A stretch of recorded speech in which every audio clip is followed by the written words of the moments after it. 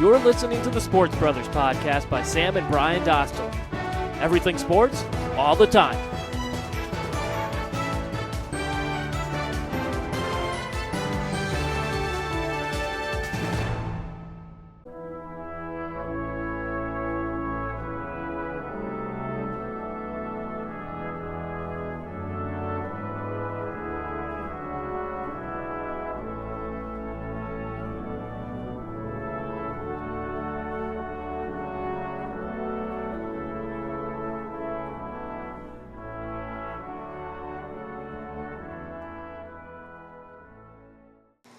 Happy 4th of July, everyone, and welcome to the Sports Brothers podcast. Today is, of course, Friday, July 4th, and it is 12:02 p.m. We're starting a little bit later this afternoon now, but it is an Independence Day. Unfortunately, Sam, well, it's tomorrow. Actually, it's a good thing with the rain. It is a good thing. With Arthur bearing down our backs. Yeah.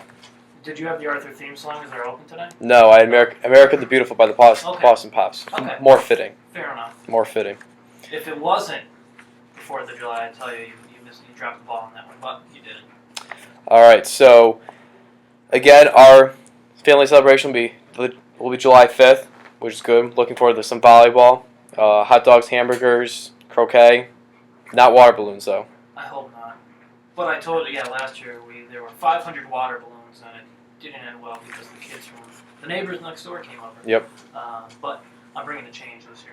Definitely bringing a change with those. And Dad gets to wear his shirt. Love that shirt. He wore it yesterday to my game, but I'm sure he'll be out for tomorrow. His very patriotic day or shirt. All right, now with some business. On today's show, we'll be talking about NBA free agency. New Orleans Saints tight end Jimmy Graham wants to be paid like a wide receiver, not a tight end. Wimbledon, U.S. Soccer falls to Belgium, an MLB whip around, and then at the end, Stump the Bro.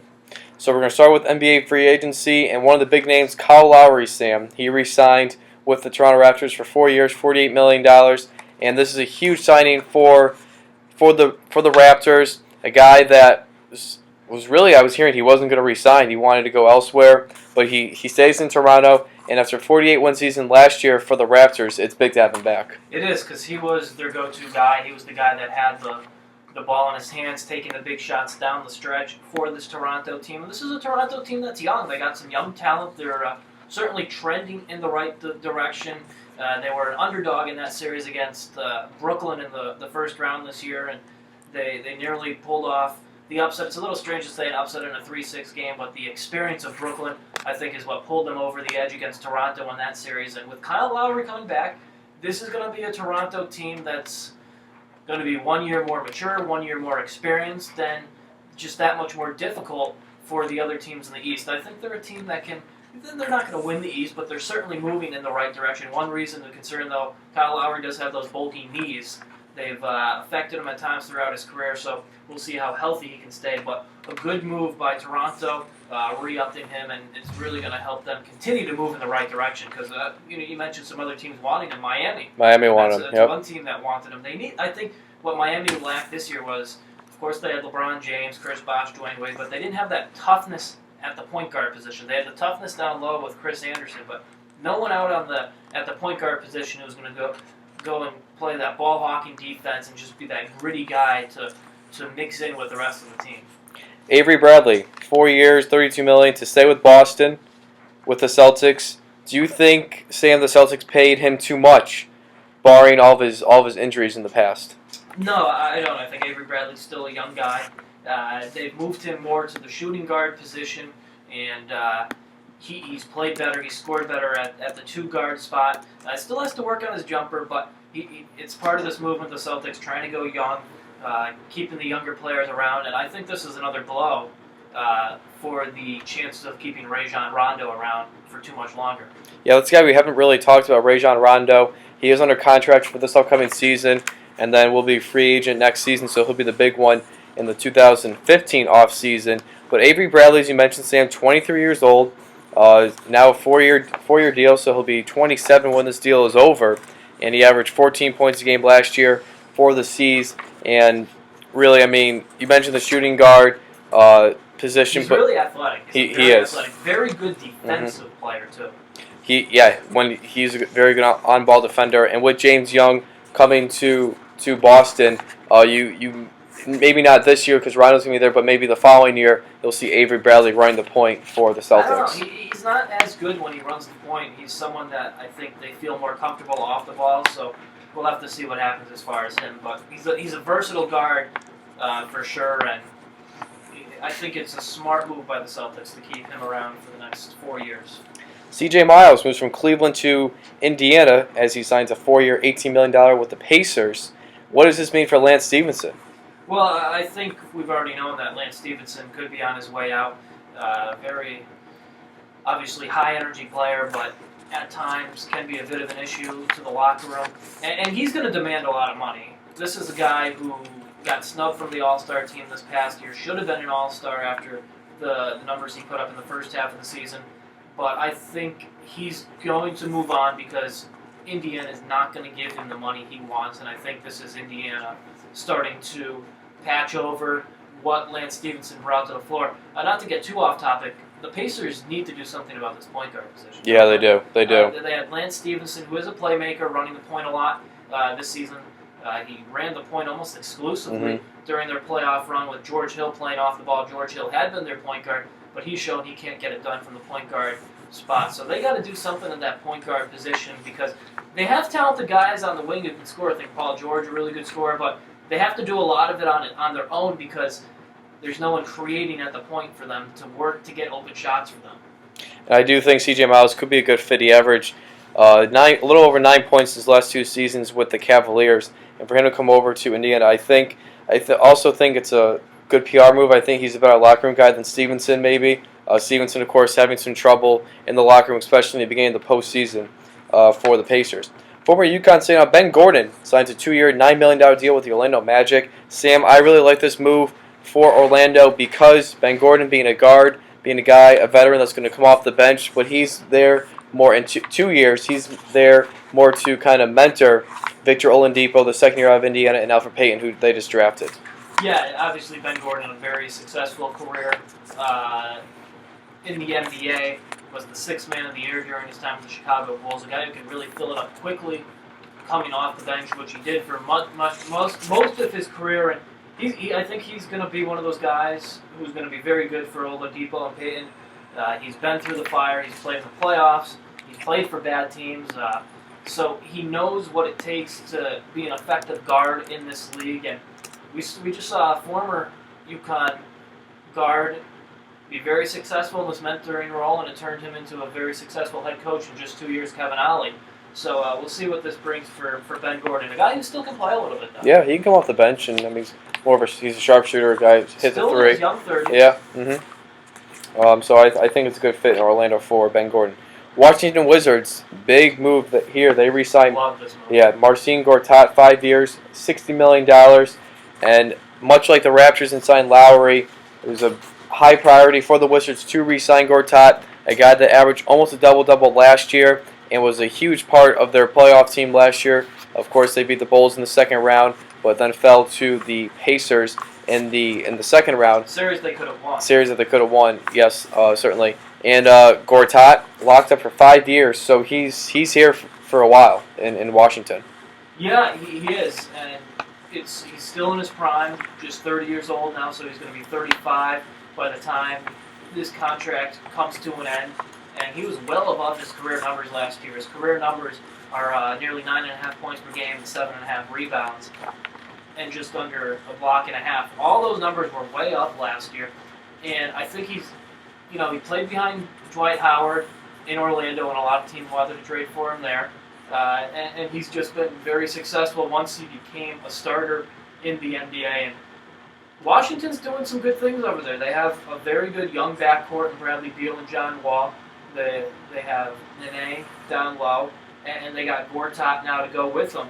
They're building something nice there. I don't know if they can compete with Miami, assuming all the big three come back to Miami. I don't know if they can compete with them quite yet, but they're certainly trending in the right direction. And they displayed during the postseason this year that they are quickly moving in the right direction. Yeah, I do like Bradley Beal.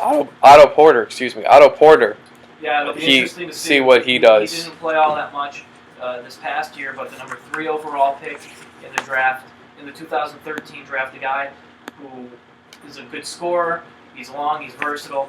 He runs the floor well out of Georgetown, so it'll be interesting to see how he develops over this offseason. I think he's a guy who could be effective at the NBA level. I do too. I mean, we saw him at Georgetown. He lit up UConn in the game we were at. He can attack the basket. He can be a matchup nightmare because he's coming off the wing. He can attack the basket. He can back down to a smaller guard. He can blow past a taller defender. He can really do it all. I mean, once he puts puts all the pieces together. Sean Livingston, 3 years, $16 million to the Golden State Warriors. Will Livingston fit with Stephen Curry and Klay Thompson? Yeah, I think there's no reason that he won't. Because you're a big Sean Livingston fan. I am. It was just an unfortunate industry. Sean Livingston could have been one of the stars in the NBA.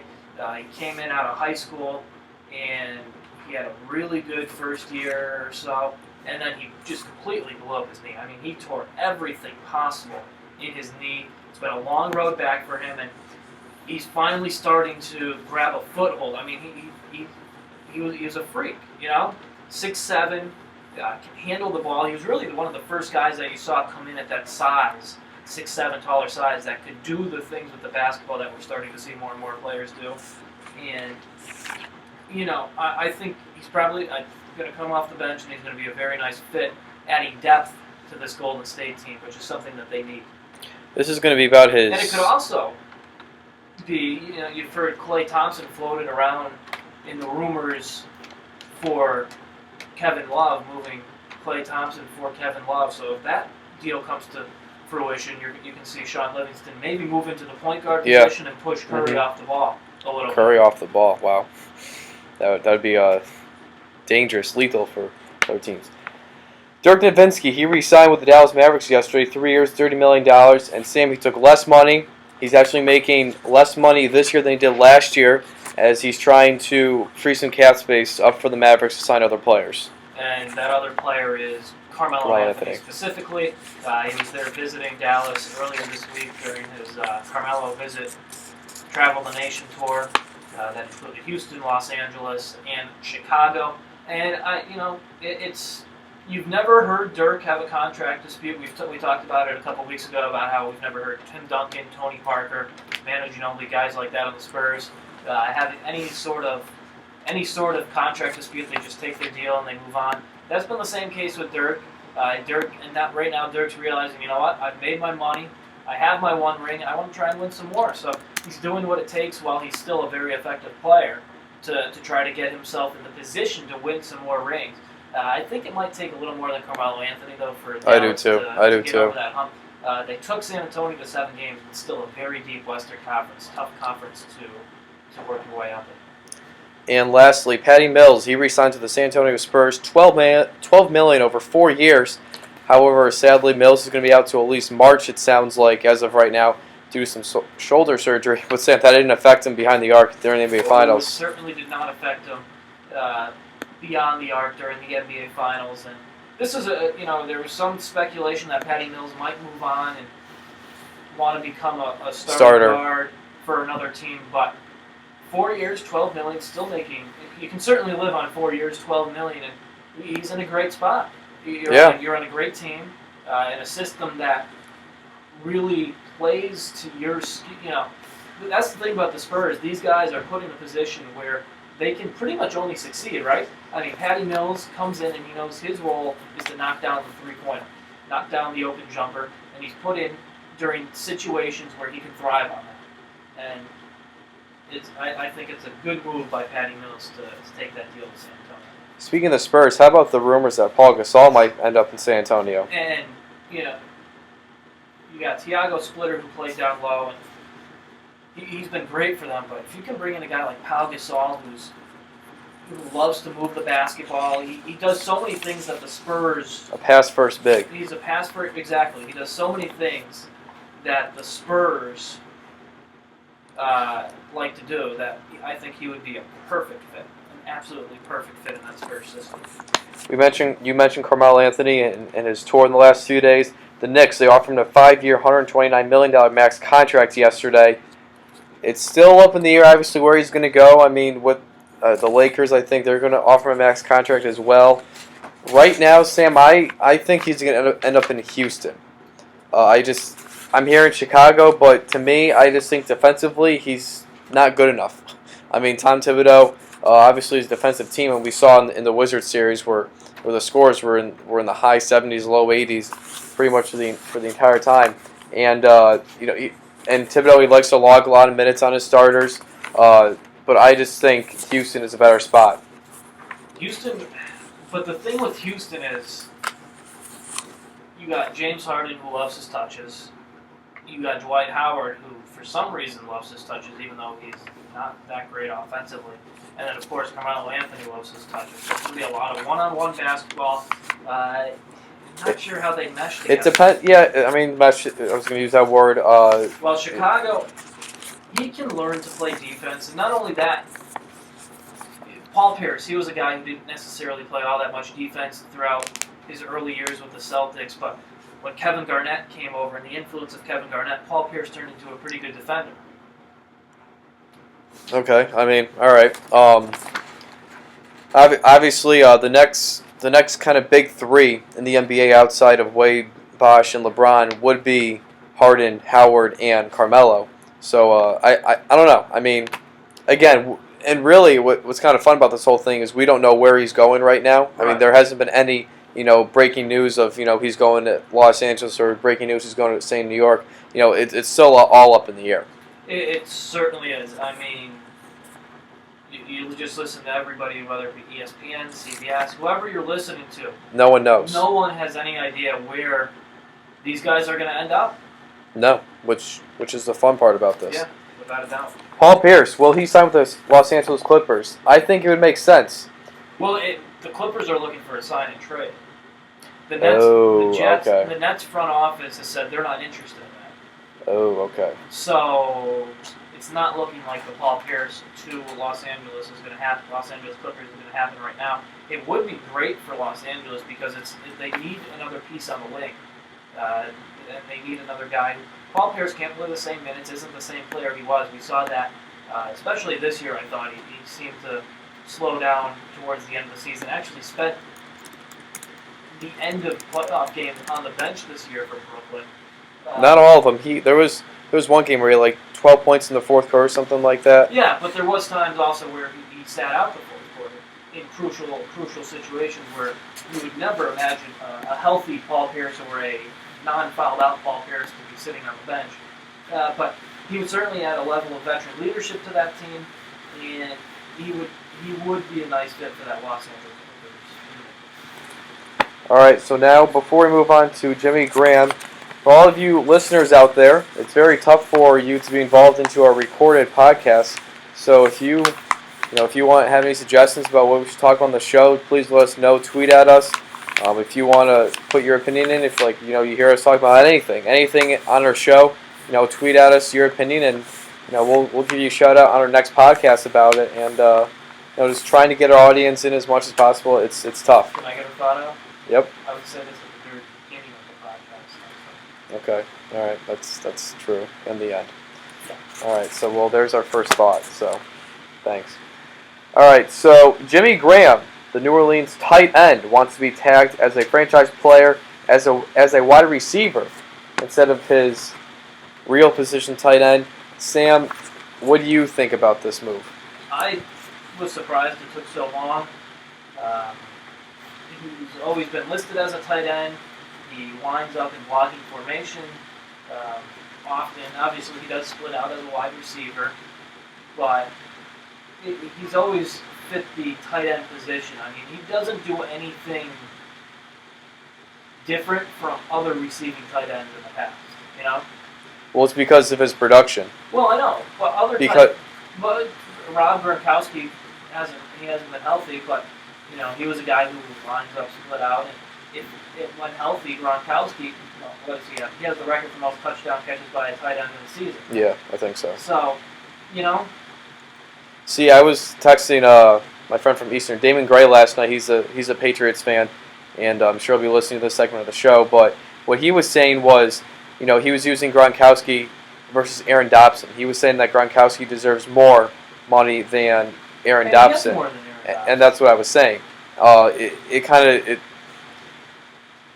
It's Jason Witten. I also use him. I mean, he's the guy that hasn't said that he wants to be paid like a wide receiver. He's Tony Romo's favorite target. He has been for the last decade or so.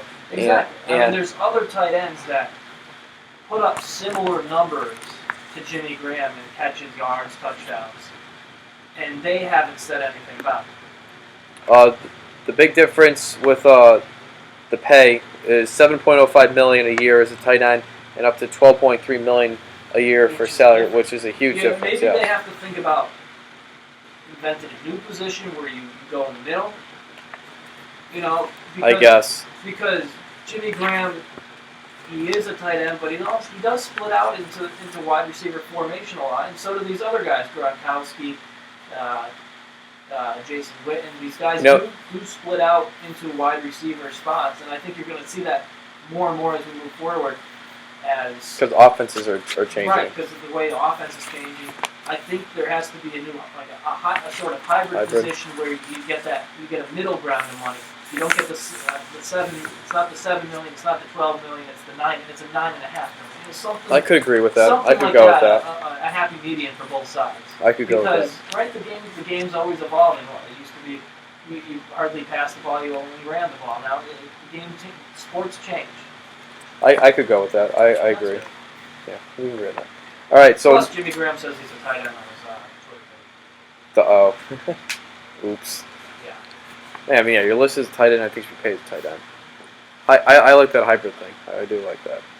All right, so now to the All England Club across the pond and Wimbledon, as we've been kind of really behind the ball, or not on the ball, talking about Wimbledon, as currently right now we're watching the semifinal game with Roger Federer and the Canadian match. I said game, didn't I? Yeah, so Djokovic, he advanced earlier this morning, so he'll be facing, hopefully, Federer. I want to see a Federer versus Djokovic match. Yeah, and if the young kid the other day didn't win, this would have been a Federer Nadal match here. But Federer looking for his seventh Wimbledon. His seventh. Seventh. Yep. I thought he got 7 already. I'll double check. But Federer looking for another Wimbledon title. Obviously, he's been so good here over the years. Didn't Pete Sampras have 6? I'm looking at Wikipedia right now. Yeah, let's look that up. Yeah, just keep talking. I'll keep talking. Yeah, but he got bounced early at the French Open, but he's played very well in this Wimbledon. He dropped the first set of the quarterfinal match on. Yeah, you were right. I know. He's got 8th. He dropped the first set of the quarterfinal match, but he's really been cruising throughout this tournament. Winner in the first set here in the semifinal. I don't know if he can beat Djokovic, but he's certainly going to be in the final. I think that's something. I hope he. I mean, like I said, I hope he wins. We're both Federer fans, not too much Djokovic fans. So be looking forward to that. I wasn't a Nadal fan until Djokovic. I don't know. I'm kind of. I like Nadal. I don't know. I like Montclair. I mean, everyone likes. Who doesn't like Montclair? And we can tell you're typing by that. All right. So to the women's side, Eugene Bouchard, a rising Canadian player, has reached the finals, and she will face Petra Kvitovia from the Czech Republic. And saying this should be a very good championship match. Bouchard, who I said has been on the rise. We saw that she's the first Canadian to play in a Wimbledon final.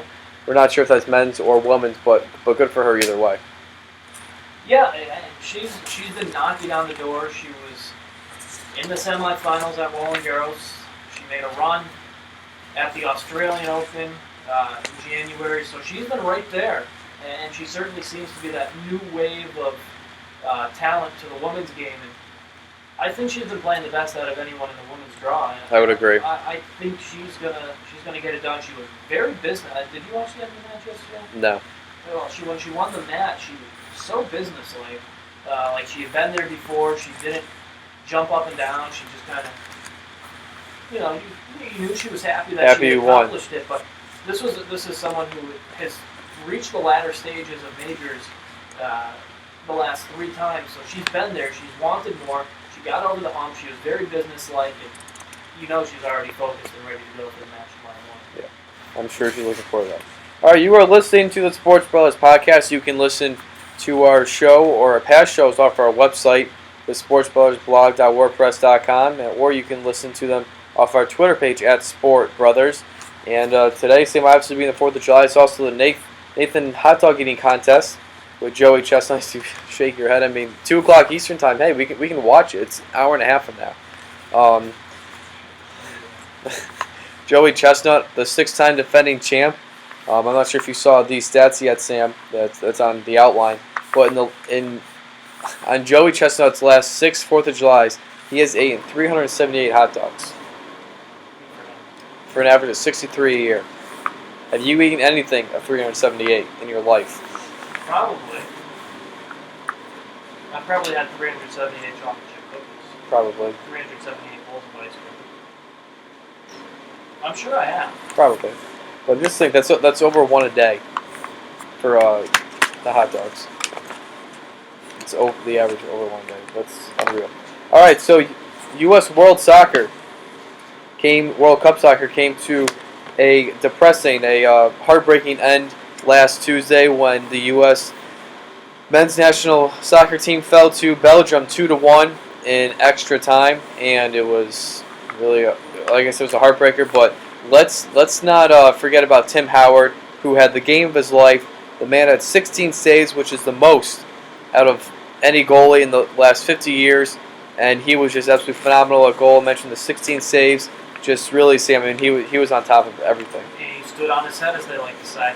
He single-handedly kept that U.S. team in the game. I mean, somehow they got to the end of regulation tied. They should have won it right there at the end of regulation. A fantastic opportunity.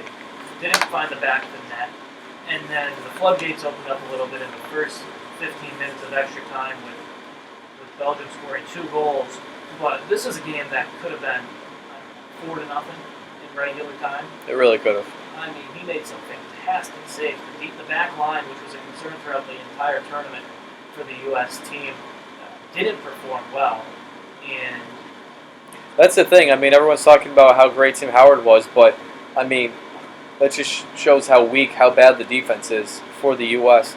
And but again, 2-1, heartbreaking loss, and an estimated 23 million people watched the Belgian game, which is more than the NBA Finals. There was a bunch of viewing parties, including Soldier Field in Chicago and Kansas City. And Sam, is U.S. soccer on the rise? Will they win a World Cup anytime soon? I have no idea. I couldn't tell you either. But they're, I don't know if they're on the rise, though, are they? I mean, they lost by the same score 4 years ago in the same round. They haven't, the farthest they've ever made it was the round of 8, the quarterfinals in 2002. And they were the 3rd youngest team in this year's World Cup, but they still made it. You know, I think maybe not the next World Cup, but the one after that 8 years from now, which is a long time, is when you're going to start to see, because there was more support around this World Cup than I can ever remember. Yeah, I mean, you're also more aware with Twitter. That's true, but it seemed like people stopped their days for this. I mean, this thing got unbelievable ratings, past the NBA Finals average rating. Just said that. Clearly weren't paying attention. Just reiterate. Okay. All right. Yep. Now I lost my train of thought. Well, this is awkward. Yeah, it is. Anyways, I think you're going to see it grow, and I don't know if I want to see it grow because it's going to take more people away from baseball. And like I was talking to Dad the other day about this, and you know, for me, I watch soccer every 4 years for 4 games I watch. Yeah. They lost. Okay, it's a little disappointing. But, all right. On to Wimbledon. I watch baseball every day. 6 months Yeah. out of the year. Yeah. So that's kind of where I'm sitting. All right, now to some MLB news and notes. Today is not only the 4th of July, but also marks the 75th anniversary of Lou Gehrig's famous speech at Yankee Stadium. It was Gehrig's last public appearance he was diagnosed with ALS, which is now called Lou Gehrig's disease, a very, very painful disease. And of course his speech was just, he was being thankful for the day and happy to be surrounded by people that he loves, or associates as he called. Here is Gehrig in part of his famous speech. Today, I consider myself the luckiest man on the face of the earth.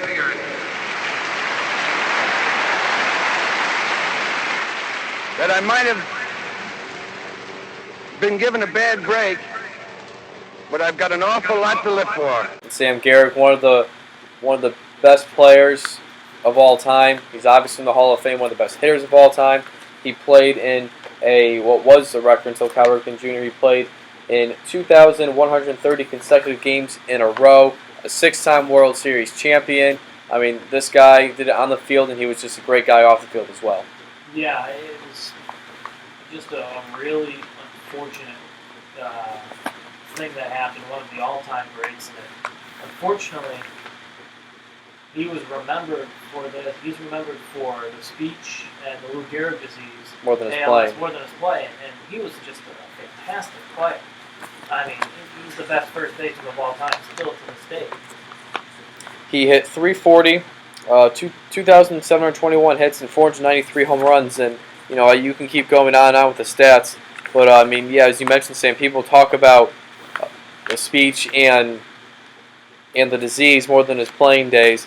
But certainly 75 years ago today, though, probably around this time. Yeah, I mean, yeah, for sure, because obviously all games, afternoon games, Yep. and so probably right around this time when Gehrig gave that famous speech, and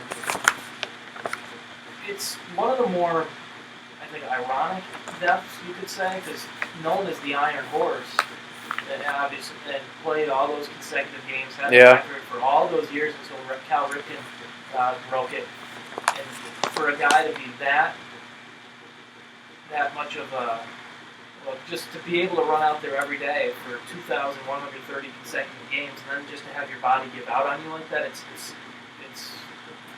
sad. Ironic. It's ironic. Yeah. New York Yankees ace CC Sabathia suffered a major setback after waking up with a swollen knee after making a rehab start. And this past Wednesday, the southpaw pitched for Double-A Trenton and lasted only 3 1/3 innings, giving up 5 runs, 3 earned. And after taking an MRI, he will be shut down immediately as he was placed on the 60-day disabled list. And Sam, he's seen Dr. James Andrews, and that name is never a good thing. No, it's certainly not good to go see Dr. James Andrews. It usually means something bad is coming down the road, and yeah, it's been progressively getting worse for CC over the last few years, and it's starting to look like he's never going to return to his former glory. I think the years of CC Sabathia being an innings-eating ace are behind him. Yeah, it'd be interesting to see what the Yankees will do. I mean, he may not pitch again this season. What are they going to do next year? They're going to move into the bullpen. What's going to happen there remains to be seen. He's 3-4 this season with a 5.28 ERA, so clearly not his best season. All right, cue the wacky music. The San Diego Padres. Thank God June is over for them. Who says July is going to be any better? Well, hey, I'll show you why it's been better once we go through it.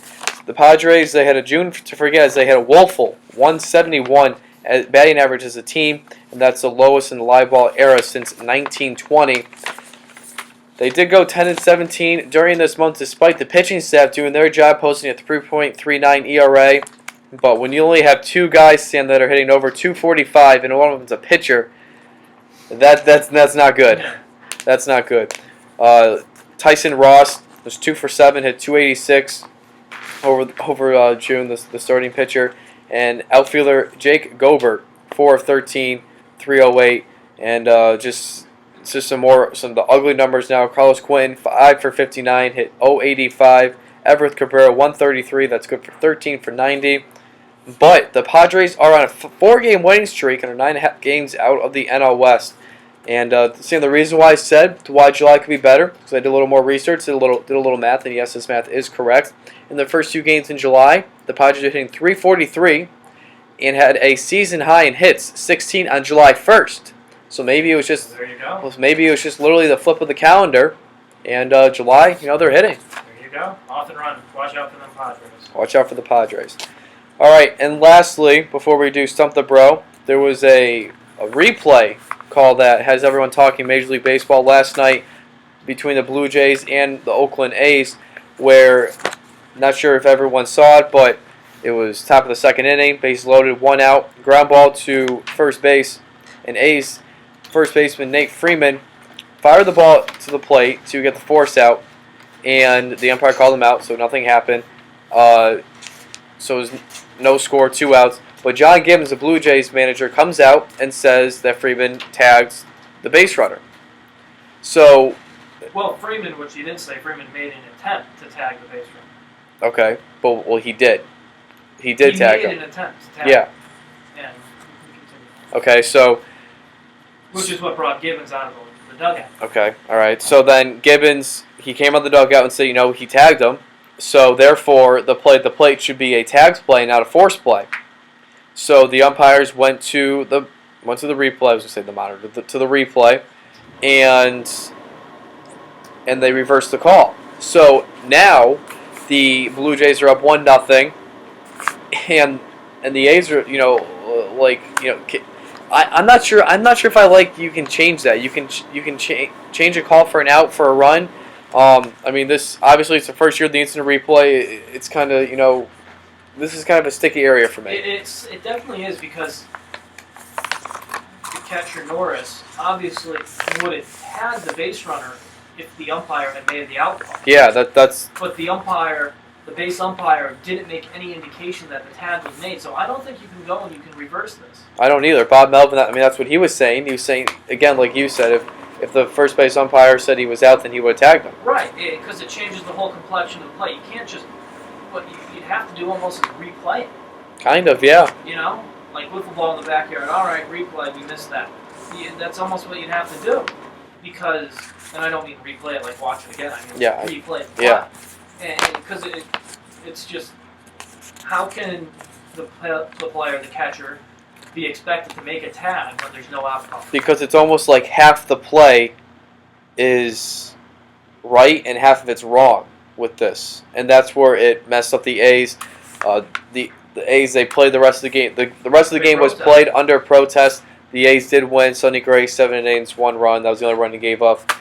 So he was. This has to be something that they look at, and they have to make some sort of.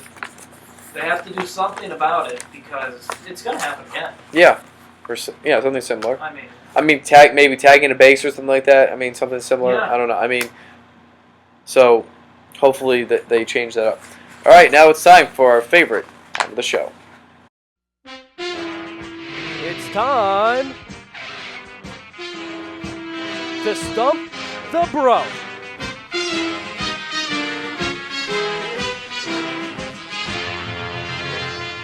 All right, well, I'm not sure what route you took, but I went to history class this morning and chose a history 4th of July. so did I. So it's nothing sports related. Oh, wow. All right. Okay. So hopefully it's not the same question. Watch tennis there. Yeah. All right. So my question to you, Sam, for something bro, is which U.S. president was born on the 4th of July? Okay, it's not your question. John Quincy Adams, Calvin Coolidge, or Grover Cleveland? Calvin Coolidge. You knew that, didn't you? Yes, he was born in 1872, July 4th, 30th U.S. president. And I have some fun trivia. Obviously, I mean, most people know Thomas Jefferson, the founding father, and pretty much the author of the Declaration of Independence. He died on July 4th, 1826. Very ironic. That's same day as John Adams, within hours of each other. Right. Okay. You're more of a history guy than me. I don't know if you knew this, though. Denmark, England, Norway, Portugal, and Sweden, they all celebrate Independence Day.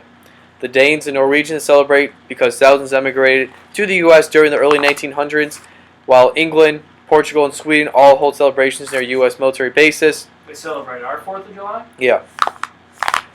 Because they're near U.S. military bases and for tourist reasons and travel boosts, so that's why they celebrate that. All right, now you're. All right. Well, I'm up 5-4. Is this my first lead? Technically, I mean, it's not going to last long. I think it will be. Who was the oldest person to sign the Declaration of Independence? Okay. George Washington, Benjamin Franklin, or or John Hancock?